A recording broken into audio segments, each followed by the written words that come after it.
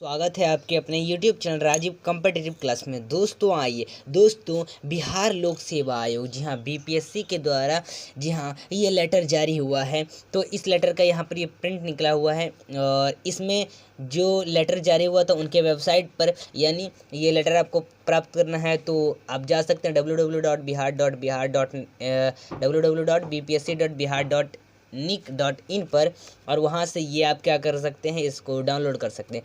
दोस्तों ये मतलब है क्या, ये लेटर में है क्या, इसमें आपको बताया गया है कि आवेदन आने वाला है 7 फेज शिक्षक भर्ती का नोटिफिकेशन आने वाला है। उसमें जो 1 to 5 शिक्षक हैं, जो 9 to 10 शिक्षक हैं, 11 to 12 शिक्षक हैं, उन सब का कैसे कैसे फॉर्म भरेंगे, कहाँ उनका फॉर्म का आवेदन प्रकाशित होगा, आवेदन कब होगा, कितने दिनों के बाद होगा, और फिर इसमें बताया गया है कि क्या क्या मान्यता चाहिए। तो पूरा हम संपूर्ण देखेंगे विश्लेषण। आइए देखते हैं इस वीडियो में। तो आइए सबसे पहले तो यहाँ पर ये लेटर है क्या, कि ये BPSC के द्वारा हुआ है प्रकाशित। अब इसमें है क्या, ये उनका एड्रेस है। फिर देखिए इसमें है क्या दिया हुआ है। तो ये मैंने इससे पहले मैं बता दूं कि मैंने 1 to 5 का एक मास्टर वीडियो, 1 to 5 टीचरों के लिए मास्टर वीडियो पहले बना दिया है, लिंक डिस्क्रिप्शन में है, जाके वहाँ से देख सकते हैं वो वीडियो। तो आइए अभी हम इसमें जानकारी लेंगे 9 to 10 और 11 to 12 शिक्षकों के लिए। तो आइए इसके बारे में हम यहाँ पर जान लेते हैं। दोस्तों यहाँ देखिए, ये है आपका माध्यमिक विद्यालय वर्ग 9 से 10 तक के विद्यालयों के अध्यापकों के लिए है। तो इसमें क्या क्या दिया हुआ है दोस्तों, इसमें दिया हुआ है कोटि दिया हुआ है, मतलब ये कोटि है, ये दिव्यांगों की आरक्षित है और स्वतंत्रता सेनानी का, मतलब इसमें दिया हुआ है कि क्रम संख्या में दिया हुआ है, इनका ये विषय है, इन सब का विषय और इन सब की कितने कितने सीटें हैं वो इसमें दी गई है। तो हिंदी में देख लेते हैं। सबसे पहले हिंदी, अनाक्षरित है, अनाक्षरित महिला है, आर्थिक रूप से जो कमज़ोर हैं उनके लिए क्या मतलब उनके लिए क्या पद हैं, अत्यंत पिछड़ा वर्ग के लिए पद क्या है, आर्थिक रूप से कमज़ोर वर्ग के लिए क्या है, अत्यंत पिछड़ा वर्ग महिला के लिए क्या है, पिछड़ा वर्ग महिला के लिए क्या है, पिछड़ा वर्ग महिला, अनुसूचित जाति, अनुसूचित जनजाति, अनुसूचित जाति महिला, अनुसूचित जनजाति महिला, पिछड़े वर्ग RF के लिए क्या है, कुल पद इन सब के लिए कितना है, टोटल मिलाकर VI के लिए कितना है, DD के लिए, OH के MD के लिए, और पोते पोती कोई स्वतंत्रता सेनानी के उन सब के लिए कितनी मतलब सीटें हैं उसमें ये दी गई है। तो आप इसका स्क्रीनशॉट ले सकते हैं, ठीक है, इसका आप स्क्रीनशॉट ले लीजिए और इसको आप अच्छे से पढ़ सकते हैं, ठीक है। तो इन सब में हिंदी के लिए कुल इतने, मतलब हिंदी के लिए मैं पूरा इसमें कुल सीटें कितनी हैं वो यहाँ पर बता देता हूँ। तो देख लीजिए, सबसे पहले तो यहाँ पर सभी विषयों को मिलाकर जितने भी सीट हैं वो कितनी हैं, वो है 32,916 पद कुल है, ठीक है। और ये सब देख लीजिए हिंदी के कुल कितने पद हैं, तो हम यहाँ पर क्या करेंगे, हाईलाइट करते जाएंगे। तो हिंदी के लिए कुल कितने पद हैं, तो 5,486 पद हैं। वही देख लेते हैं अंग्रेजी के लिए, 5,425, और फिर वही देख लेते हैं हम विज्ञान के लिए। तो विज्ञान के लिए भी सेम है 5,425। इसमें सामाजिक विज्ञान के लिए भी उतनी है, गणित के लिए भी उतना ही है, सेम है। और देखिए संस्कृत के लिए 2,839 पद हैं, और उर्दू के लिए 2,300 पद हैं, अरबी के लिए 200 पद हैं, फारसी के लिए 300 पद हैं, और बांग्ला के लिए 51 पद हैं। तो कुल पद हैं और सब मिलाकर 32,916 कुल पद हैं। तो ये उन सब के लिए पद सृजित है कि इतना इतना होगा। तो ये माध्यमिक टीचरों के लिए आ जाता है। दोस्तों आगे इसमें देख लेते हैं हम, ठीक है। तो आइए आगे इस लेटर में है क्या, देखिए तो आगे किसके लिए है, आगे ये देख लीजिए। अभी तक यहाँ पर हम कहाँ, मतलब हमने कहाँ तक जाना था, तो ये किसके लिए, माध्यमिक के लिए, 9 से 10 तक के लिए है, ठीक है। तो 9 से 10 तक के लिए ये है, और फिर इधर देखिए 9 से 10, और ये भी देखिए वही है, यानी ये भी वही है, इसमें भी वही प्रिंट है, ठीक है। तो मतलब जो मैंने अभी आपको बताया था। अब देखिए यहाँ पर ये है 11-12 के लिए। तो 11-12 के लिए क्या है, 11-12 के लिए यहाँ पर देख लीजिए कि इतिहास के लिए मतलब इसमें देखिए इतिहास के लिए कितना है, तो मतलब बहुत सारे कुल पद हैं, बहुत सारे पद हैं जो सृजित हैं, ठीक है। कुल 5870 पद इतिहास के लिए, गृह विज्ञान के लिए 1275, ठीक है, संगीत के लिए 2043, दर्शन शास्त्र के लिए 170, राजनीतिक शास्त्र के लिए 5354 और मनोविज्ञान के लिए 2015 और फिर समाजशास्त्र के लिए कुल पद कितने हैं? 4034 हैं। अकाउंटेंसी के लिए कितना है? तो 612 है। और बिजनेस स्टडीज के लिए 1328 और एंटरप्रेन्योरशिप के लिए है 452। तो ये कुल ये सब पद हैं किसमें? 11-12 के लिए, ठीक है, 11-12 के लिए कुल पद सृजित हैं। दोस्तों अब आइए हम आगे देख लेते हैं।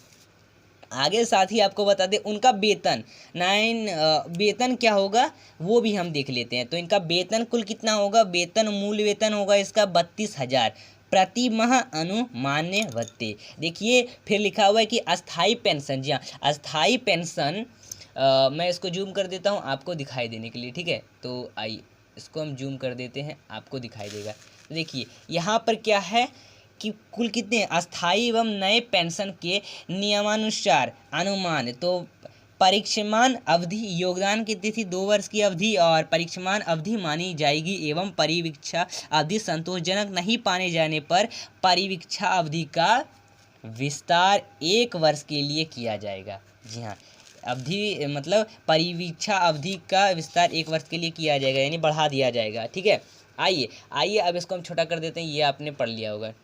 अब आइए दोस्तों हम आगे देख लेते हैं। चलिए अब यहाँ पर क्या है, ये जो पूरा हाईलाइट किया हुआ है ये किसके लिए है? ये है आपके प्राथमिक शिक्षक के लिए, ठीक है। ये आपके कुल कितने हैं? ये पूरे प्राथमिक शिक्षक के लिए हैं। तो आइए हम इसको भी देख लेते हैं पूरे अच्छे तरह से। तो देखिए ये तो आपका प्राथमिक के लिए है, यानी 1 to 5 के लिए, ठीक है, प्राथमिक शिक्षकों के लिए 1 to 5 शिक्षकों के लिए है। अब इसमें हम ये नहीं देखेंगे क्योंकि इसका तो हमने पहले बना दिया है वीडियो, वो आप देख सकते हैं। तो यहाँ तक आपको 1 to 5 के लिए। अब दोस्तों यहाँ से शुरू होता है 9 से 10 तक के लिए। तो 9 से 10 तक के शिक्षकों के लिए अब इसके बारे में हम जान लेते हैं कि सामान्य विषयों के लिए कक्षा 9 से 10 के विद्यालय अध्यापक के लिए आवश्यक शैक्षणिक एवं प्रशिक्षणीय योग्यता। अब योग्यता क्या है कि जो विनिर्दिष्ट विषय या विषय समूह में कम से कम 50% अंक, जी हाँ 50% अंक मान्यता प्राप्त हो, और कहाँ से? विश्वविद्यालय से वो मान्यता प्राप्त हो, और स्नातक अथवा स्नातकोत्तर में और उत्तीर्ण हो, एवं राष्ट्रीय अध्यापक शिक्षा परिषद से मान्यता प्राप्त स्थान से शिक्षा में स्नातक बीएड भी होना चाहिए। यहाँ पर इसमें क्या क्या मांगता है? बीएड मांग रहा है और 50% अंक मांग रहा है किसके लिए? मान्यता प्राप्त होना चाहिए विश्वविद्यालय से, ठीक है। और फिर वही देख लीजिए, या इसके पास आपके पास ये नहीं है तो हम अथवा में या में हम देख लेते हैं कि किसी मान्यता प्राप्त विश्वविद्यालय से स्नातक अथवा स्नातन होना चाहिए, या स्नातकोत्तर में 45% अंक होना चाहिए, ठीक है, स्नातक में स्नातकोत्तर में।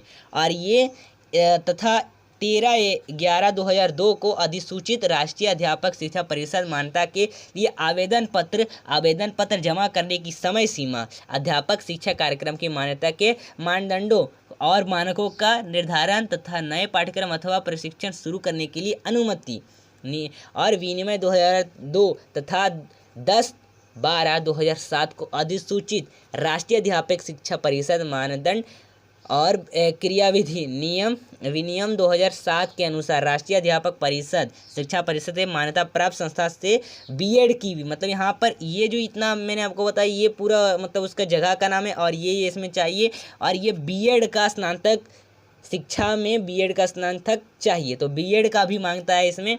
तो ये चाहिए, या आपके पास ये भी नहीं है तो यहाँ पर और दिया हुआ अथवा में राष्ट्रीय अध्यापक परिषद से मान्यता प्राप्त होना चाहिए, और किसी स्थान से विनिर्दिष्ट विषय या समूह में बीएड या बीएससी एड की 4 वर्षीय उपाधि होनी चाहिए। अब देखिए लेकिन में दिया हुआ क्या? परंतु में कक्षा 9 से 10 तक के विद्यालय अध्यापक के पद पर जो नियुक्ति हेतु शैक्षणिक एवं प्रशैक्षणिक योग्यता में अनुसूचित जनजाति, अत्यंत पिछड़ा वर्ग के अभ्यर्थियों को न्यूनतम 5% की छूट दिया जाएगा 5% की छूट, ठीक है। चाहे वो अनुसूचित जाति हो या अनुसूचित जनजाति हो अथवा पिछड़ा वर्ग हो या पिछड़ा वर्ग हो या दिव्यांग अभ्यर्थी हो। अब देखिए आगे यहाँ पर क्या दिया हुआ कि 9 से 10, जी हाँ, ये इसमें हम क्या देख लेते हैं कि 9 से 10 के अध्यापक यानी अध्यापकों के लिए, विद्यालय अध्यापकों के लिए पद नियुक्ति हेतु विशेष समूह निम्नवत है। तो पद के लिए क्या है, गणित। अब मतलब आप गणित के शिक्षक हैं, गणित का शिक्षक बनना चाहते हैं, तो स्नातक स्तर पर गणित के साथ भौतिकी, इलेक्ट्रॉनिक्स, कंप्यूटर साइंस, रासायनिक विज्ञान, सांख्यिकी विषय में कोई भी 2 स्नातक स्तर पर पठित तो अथवा इंजीनियरिंग स्नातक जिसमें गणित की विशेषज्ञता हो, तो ये मांगा जाता है। और फिर विज्ञान में अब अगर आप हैं तो विज्ञान के लिए स्नातक स्तर पर जंतु विज्ञान और वनस्पति विज्ञान, रासायनिक शास्त्र विषय में पठित तो हो अथवा इंजीनियरिंग से स्नातक जिसमें विज्ञान की विशेषज्ञता हो, या सामाजिक विज्ञान से हैं तो इसके लिए स्नातक स्तर पर सहायक विषय या प्रतिष्ठा विषय के अंतर्गत इतिहास, भूगोल, अर्थशास्त्र, राजनीतिक शास्त्र में किसी 2 विषय में उत्तीर्ण होना चाहिए और एक विषय इतिहास या भूगोल अवश्य होना चाहिए। फिर भाषा से संबंधित विषय होता आपका, तो भाषा से संबंधित विषय के लिए क्या चाहिए, तो इसमें क्या चाहिए, माध्यमिक शिक्षक के लिए पद हेतु भाषा संबंधित विषय में संबंधित भाषा विषय के रूप में स्नातक पर पठित होना अनिवार्य है। अब 11 से 12 के लिए देख लेते हैं, आइए, ठीक है। तो हम देख लेते हैं कक्षा 11 से 12 के लिए, तो इसमें क्या दिया हुआ है इसको भी हम पूरी अच्छी तरह से जान लेते हैं। दोस्तों 11 से 12 के विद्यालय अध्यापकों के लिए सामान्य विषयों के लिए आवश्यक प्रशैक्षणिक योग्यता, तो इसके लिए क्या मांगा जाता है, विनिर्दिष्ट विषय में कम से कम 50% अंकों सहित किसी मान्यता प्राप्त विश्वविद्यालय स्नातकोत्तर होना चाहिए, उत्तीर्ण होना चाहिए। और फिर राष्ट्रीय अध्यापक परिषद, शिक्षा परिषद से मान्यता प्राप्त स्थान से शिक्षा में स्नातक बीएड या किसी ये नहीं है तो किसी मान्यता प्राप्त विश्वविद्यालय से 45% अंक होना चाहिए, ठीक है। और फिर इतना तारीख को जो अधिसूचित राष्ट्रीय अध्यापक शिक्षा परिषद मतलब आवेदन पत्र जमा करने की जो समय सीमा थी वो भी मांगा जाएगा इसमें, तो वो आपको देना है, ठीक है। और इसमें बीएड होना चाहिए आपके पास। फिर देखिए किसी मान्यता प्राप्त विश्वविद्यालय से 50% अंकों का सहित स्नातकोत्तर होना चाहिए, ठीक है। चाहे आपको और चीज़ मांगता है, यहाँ पर बीएड भी मांगता है या नहीं है तो बीएससी एड मांगा जाता है, ठीक है। तो ये दोनों में से कुछ होना चाहिए। आइए आगे देख लेते हैं इसमें क्या दिया हुआ है, ठीक है। तो आइए आगे देख लीजिए दोस्तों क्या है इसमें। दोस्तों आगे है कि जो न्यूनतम 55% अंक अथवा उसमें समक्ष ग्रेड के विषय में स्नातकोत्तर 3 वर्षीय एकीकृत बीएड एमएड होना चाहिए, ये भी मांगा जाता है इसमें, ठीक है। और फिर देखिए लेकिन कक्षा 11 से 12 तक के जो विद्यालय अध्यापक के पद पर नियुक्ति हेतु प्रशैक्षणिक एवं प्रशैक्षणिक योग्यता में अनुसूचित जाति जनजाति और अत्यंत पिछड़ा वर्ग दिव्यांगों को 5% की छूट इसमें भी होगी, ठीक है। अब देखिए क्या है कि कक्षा 11 से 12 तक के लिए जो विषय हैं वो यहाँ पर दिए हुए हैं। तो पोस्ट फिजिक्स के लिए क्या क्या इसमें ग्रेजुएट लेवल में मतलब क्या क्या आपको होना चाहिए, क्या क्या आप जानते हैं इसमें वो रहना चाहिए। Physics, electronics, applied physics, nuclear physics होना चाहिए। फिर देखिए केमिस्ट्री में केमिस्ट्री और बायोकेमिस्ट्री आपका मजबूत होना चाहिए। फिर इकोनॉमिक आपका ठीक होना चाहिए, अप्लाइड इकोनॉमिक और बिजनेस इकोनॉमिक आपका ठीक होना चाहिए। फिर कॉमर्स में master degree in commerce, however holder of degree of M.Com in applied और business economics shall not be eligible. तो ये सब आपका पास मतलब जानकारी होना चाहिए। फिर बायोलॉजी में botany, geology, life science, bio science, genetics, microbiology, biotechnology और molecular biology, plant physiology provided then have studies botany and zoology at graduation. और फिर मैथमेटिक्स में मैथमेटिक्स होना चाहिए और अप्लाइड मैथमेटिक्स आपके पास जानकारी होना चाहिए, ठीक है। फिर देखिए इसमें क्या है, कक्षा 11 से 12 तक के विषय कंप्यूटर विज्ञान विषय के लिए विद्यालय अध्यापक की आवश्यक शैक्षणिक योग्यता होना चाहिए। अब इसमें क्या है कि 50% अंक के साथ मान्यता प्राप्त होना चाहिए विश्वविद्यालय से या स्थान से प्राप्त जहां प्राप्त उपाधि है उसके लिए। DOEACC से स्तर A एवं किसी विषय में स्नातकोत्तर की उपाधि होना चाहिए, या किसी मान्यता प्राप्त विश्वविद्यालय NRCTE से मान्यता प्राप्त होना चाहिए, ठीक है। स्थान से मान्यता प्राप्त स्थान से BE या BTech कंप्यूटर साइंस या IT अथवा समक्ष उपाधि या भारत सरकार से मान्यता प्राप्त या विश्वविद्यालय से डिप्लोमा होना चाहिए। तो ये कंप्यूटर शिक्षकों के लिए जो मैं आपको बता रहा हूँ। या फिर इसमें NAICTE से मान्यता प्राप्त होना चाहिए, ठीक है।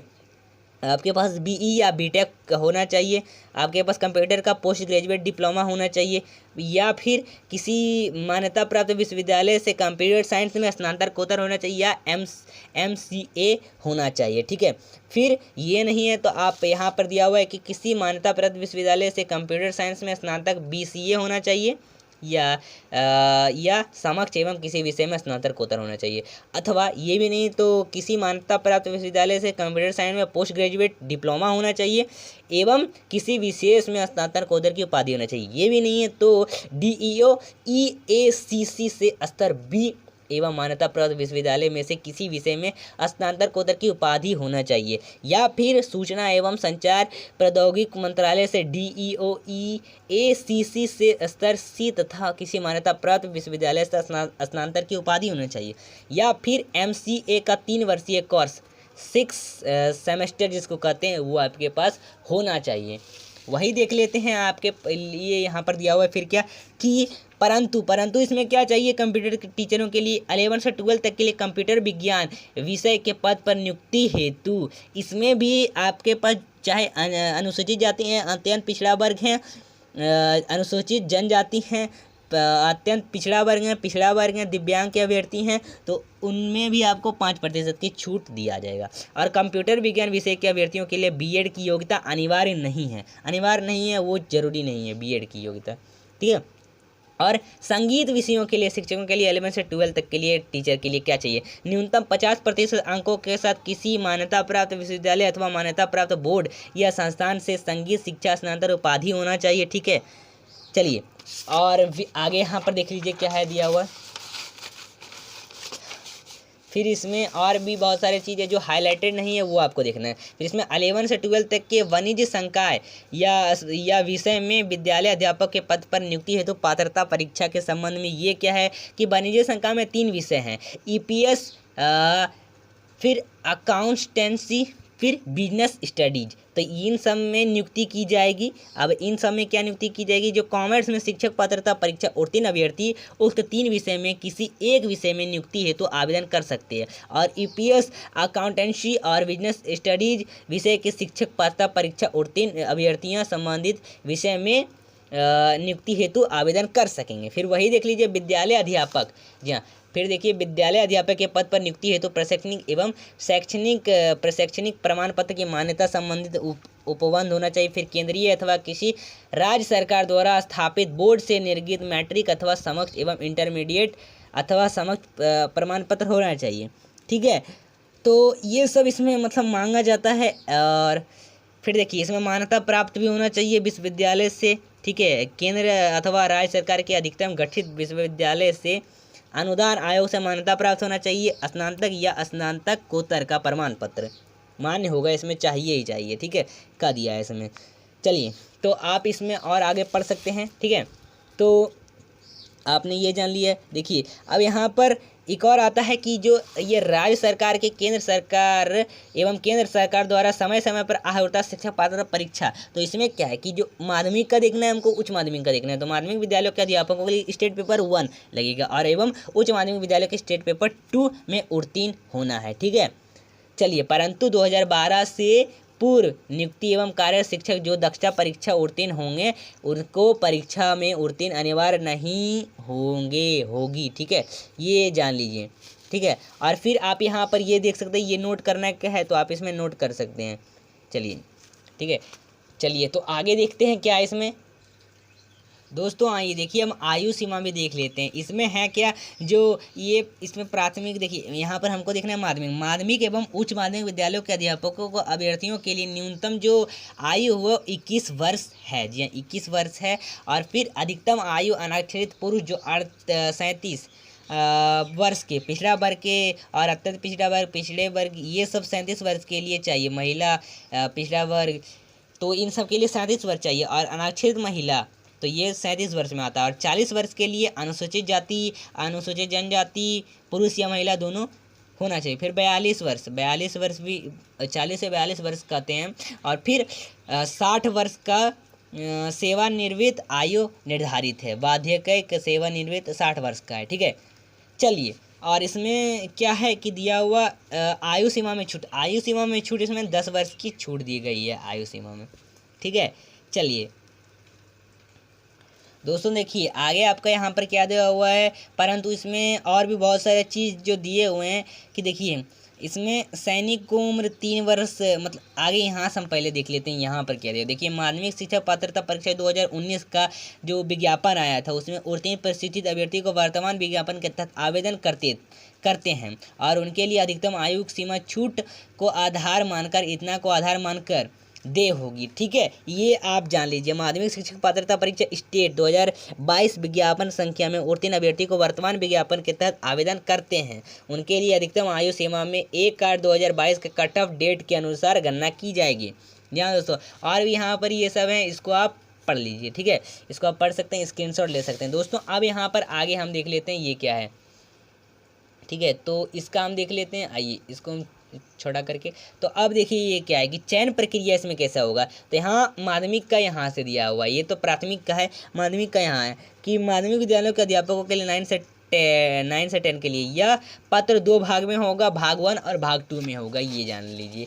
अब देखिए आगे इसमें क्या है, आगे इसका पूरा है, मतलब चाहिए क्या क्या और इसमें भाग लेने के लिए। भाग 1 में क्या है कि एक विषय पत्र में उम्मीदवारों इन पत्रों में से किसी एक पत्र का चुनाव किया जाना है और हिंदी, बांग्ला, उर्दू, संस्कृत, अरबी, फारसी, अंग्रेजी, गणित एवं सामाजिक विज्ञान होगा, ठीक है, उन सब के लिए। और यहाँ पर देखिए इसमें प्रश्न कहाँ से आएंगे, एनसीईआरटी से संबंधित प्रश्न आएंगे इसमें, ठीक है।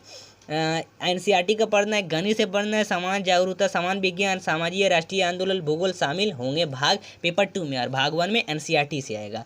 अब वही उच्च माध्यमिक विद्यालयों के लिए देख लें, ये भी भाग 1 भाग 2 में ही होगा। भाग 1 में कहाँ से क्वेश्चन आएगा, भाग 1 में उम्मीदवारों के लिए उनका भाषा से क्वेश्चन आएगा, हिंदी, उर्दू, संस्कृत, मैथिली, अरबी, मगही। तो देखिए मैथिली, मगही, अरबी, फारसी, ये सब मतलब भाषा जो है बिहार के जो भाषाएं, उसका मैंने वीडियो बनाया, लिंक डिस्क्रिप्शन में आप जाके देख सकते हैं, जी हाँ, उसको आप जरूर देखिएगा। और फिर विषय पत्र उच्च माध्यमिक विद्यालयों में इसमें एनसीईआरटी से भी संबंधित प्रश्न आएंगे। और भाग 2 में आपके बुक से आएंगे, गणित से आएगा, जागरूकता से आएगा, सामाजिक आंदोलन से आएगा, भारतीय राष्ट्रीय आंदोलन से, भूगोल आंदोलन से, ये सब से आएंगे। इसमें एमसी की क्वेश्चन रहेगा, ऑब्जेक्टिव क्वेश्चन आधारित रहेंगे, अगर एक क्वेश्चन गलत होगा तो नेगेटिव मार्किंग लगेगा, ये इसमें दिया हुआ, ठीक है। और आगे यहाँ पर आप इसमें पढ़ सकते हैं।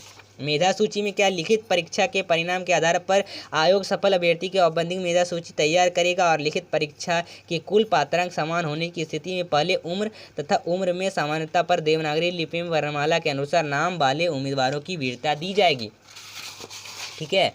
चलिए फिर आवेदन जो होगा वो ऑनलाइन होगा, जी हाँ, आवेदन क्या होगा, ऑनलाइन संपर्कित करेंगे अभ्यर्थी, ठीक है। चलिए और फिर आगे हम इसमें देख लेते हैं।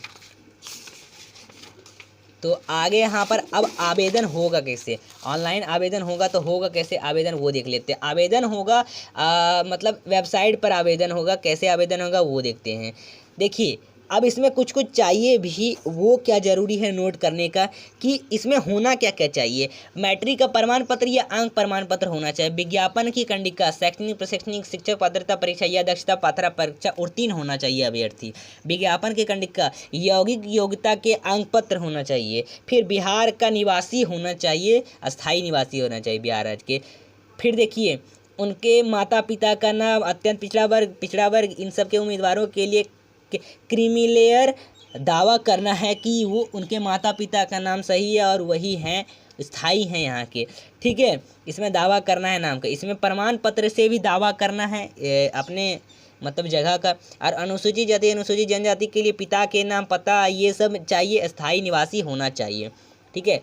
ईडब्ल्यूएस का दावा करने के लिए आवेदक बिहार के अधिसूचना संख्या इतना और अवलोकन में विहित प्रपत्र समक्ष पदाधिकारी द्वारा वित्तीय आधार पर निर्गत तत्संबंधित प्रमाण पत्र होना चाहिए। ठीक है, बहुत सारी इसमें चीज़ें डीडी का आप देख सकते हैं दावा करने के लिए आए पटना से चलन दिव्यांग, ओएच के लिए, मनोविकारी दिव्यांग एवं बहुदिव्यांग के लिए, ये मतलब ये सब चाहिए।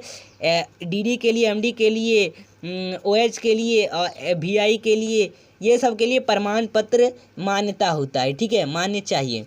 या पोत पोता की सेनानी हैं तो उनके लिए आपको प्रमाण पत्र का जरूरी प्रमाण पत्र मांगा जाता है। ठीक है, और फिर इसमें क्या और भी चाहिए, देखिए आपका इसमें सर्टिफिकेट चाहिए, इसमें मतलब सर्टिफिकेट चाहिए, इसमें नो ऑब्जेक्शन सर्टिफिकेट दिया हुआ है।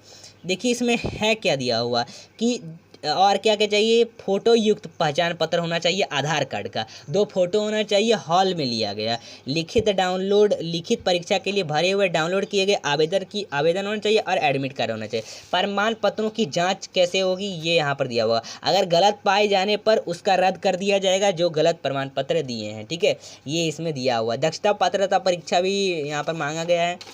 चलिए अब इसका शुल्क दिया हुआ है, यानी लगेगा कितना फीस आवेदन करने के लिए लगेगा। आरक्षण कोटि के अभ्यर्थियों के 200 लगेगा। देखिए सामान्य अभ्यर्थियों के लिए 750 लगेगा, अनुसूचित जाति जनजाति से हैं तो उनके लिए SC ST के लिए 200 लगेगा, अत्यंत पिछड़ा वर्ग के लिए 200 लगेगा, और अनक्षरित वर्ग के लिए 200 लगेगा, आरक्षित वर्ग के लिए 200 लगेगा, दिव्यांग अभ्यर्थियों के लिए 200 लगेगा, और जो अन्य सभी उम्मीदवार हैं उन सब के लिए 750 रुपये लगेंगे। ठीक है, तो ये सब उनके लिए फीस है। चलिए और फिर ऑनलाइन का आवेदन होगा कब प्रारंभ, भरा कब जाएगा, 15 तारीख 6वां महीना 2023, यानी अभी कौन सा अभी चल रहा है, मतलब जुलाई में इसका आएगा, यही जुलाई में आपका आवेदन शुरू हो जाएगा, फॉर्म भरना शुरू हो जाएगा, और अंतिम तिथि होगी कब आवेदन का, 12/7/2023 तक। चलिए और एग्ज़ाम होगा जाके आपका अगस्त में। ठीक है, पेमेंट ऑनलाइन करेंगे आप। और यहाँ पर एक और चीज़ दिया हुआ, वैसे अभ्यर्थी जिन्होंने अपना गलती से त्रुटि कर दिया है, देखिए पेमेंट जब कर देंगे तो आपका मतलब त्रुटि जो गलत कर दिए अगर अपने फॉर्म में तो वो आपका सही नहीं होगा। आप पेमेंट से पहले कर सकते हैं एडिट, लेकिन जब आप पेमेंट कर दिए तो आप जब कैंसिल करने जाएंगे तो वैसे अभ्यर्थी का मोबाइल नंबर ईमेल आईडी से फिर से रजिस्टर कर सकते हैं, लेकिन जो आपने पैसा उनको दिया है, पहले से रजिस्टर करने के लिए पैसा दे दिया है, पेमेंट कर दिए हैं, तो वो पैसा आपका वापस नहीं आएगा, ये सीधा नोट किया गया है। अब वही देख लीजिए फिर 14वां नंबर का पृष्ठ में अभ्यर्थी का नाम, जन्म तिथि, कोटि, परीक्षा शुल्क इत्यादि ऑनलाइन फॉर्म में शुल्क में जमा होगा, ईमेल आईडी जमा होगा, mobile number, user name password हमेशा आपको याद रखना है। ईमेल आईडी मोबाइल नंबर ये तो आपको पता ही होगा, याद रखना है। ठीक है,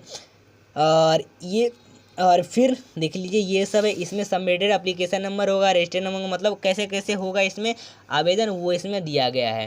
ठीक है, चलिए तो यहाँ से आप क्या कर सकते हैं, इसका इस तरह से स्क्रीनशॉट ले सकते हैं। ठीक है, चलिए और आपका यहाँ पर लास्ट पृष्ठ में क्या दिया हुआ है वो भी देख लेते हैं कि शैक्षणिक प्रशिक्षण योग्यता पात्रता परीक्षा दक्षित पत्र, मतलब जो विज्ञापन जो होगा वो कहाँ होगा, मतलब आवेदन जब हम देंगे इसका फॉर्म को क्या करेंगे, रजिस्टर करेंगे, तो रजिस्ट्रेशन करेंगे तो होगा कहाँ पर, तो ये होगा www.bpsc.bihar.nic.in पर, यहाँ पर प्रकाशित किया जाएगा और यहाँ से आप क्या करेंगे, आवेदन को फॉर्म को भरेंगे। तो जब इसका फॉर्म भराएगा तो मैं आपके लिए वीडियो ला दूंगा। तो दोस्तों इस चैनल को जल्दी से जल्दी अभी सब्सक्राइब कर दीजिए, तो आगे आपका आएगा और भी बहुत सारे इसके नोटिफिकेशन आएंगे 7 पेज के, उससे आपको रिलेटिव दिया जाएगा। दोस्तों ये ज़्यादा अभ्यर्थी के पास ये वीडियो शेयर करें और कमेंट करें, अगर कोई आपको प्रॉब्लम हो रही है तो कमेंट कर सकते हैं, उस पर वीडियो हम जल्दी बनाएंगे आपके लिए। ठीक है, और इस पर रजिस्ट्रेशन पर भी वीडियो बनाया जाएगा कैसे आवेदन करना है। तो चैनल को सब्सक्राइब करें, सपोर्ट करें हमको, फिर मिलते हैं।